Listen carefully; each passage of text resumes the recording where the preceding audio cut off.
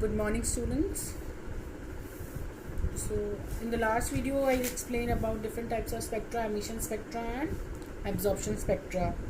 In emission spectra, the bright line separated by dark bands was obtained, and in the absorption spectra the pattern of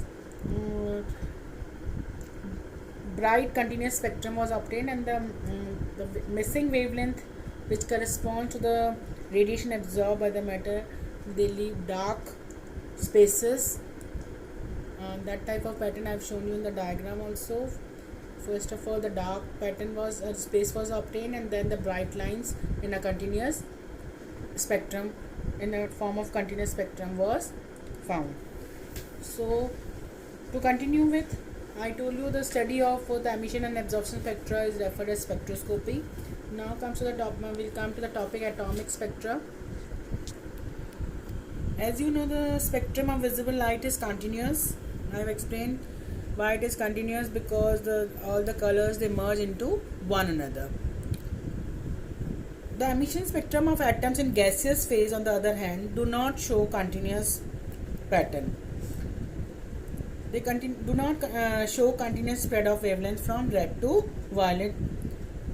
Rather, they emit light at a specific wavelength with dark spaces between them, and such a spectra is known as line spectra. Basically, the emission spectra is known as line spectra, in which the bright lines are separated by dark bands. So here the Bohr was able to study the spectrum of only hydrogen-like species having one electron in their atom. He was not able to study the spectrum of atoms having many electrons. Only the few he has studied. Basically, he has studied upon the spectrum of hydrogen atom. So here we will study about the hydrogen spectrum. You see the diagram of hydrogen spectrum. If a discharge is passed through a hydrogen gas at low pressure, some hydrogen atoms are formed. When you pass a discharge, or when you pass an electric current through a hydrogen gas at low pressure,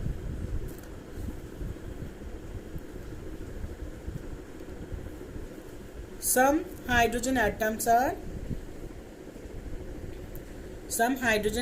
formed which emit light in the visible region, and this was studied by spectroscope and is found to comprise series of lines of different wavelengths. So different scientists have studied these lines. See, this pattern of lines were observed. First series was known as Lyman series. Basically, the four main lines can be seen, and in this ultraviolet and infrared region. First type of series were known as Lyman series. In the Lyman series, when excited electrons in the hydrogen atom fall from higher energy level to first energy level. In Lyman series, the electron will jump from the higher energy level to first energy level. Means it can jump from 7th, 8th, 5th to first. They will reach to the first energy level, and this type of series is known as Lyman series. They are observed in ultraviolet region, and the Lyman gave the formula nu bar is equal to R 1 upon N1 square minus N2 square. Here N1 square is equal to first energy level, so it is written 1 square, and N2 can be 2, 3. It can jump from second level to first level, third level to first level. Second type of series is Balmer series, since it was discovered by Balmer scientists, so this series is known as Balmer series. When the excited electrons in the hydrogen atom fall from energy level to second energy level, and you have seen in the diagram, it will jump from high energy to second energy level. It is known as Balmer series. In Paschen series, it will jump from high energy to third energy level. So this type of series will be known as Paschen series. In bracket series, the electron will jump from high energy level to fourth energy level, and in Pfund series, it will jump from high energy to fifth energy level.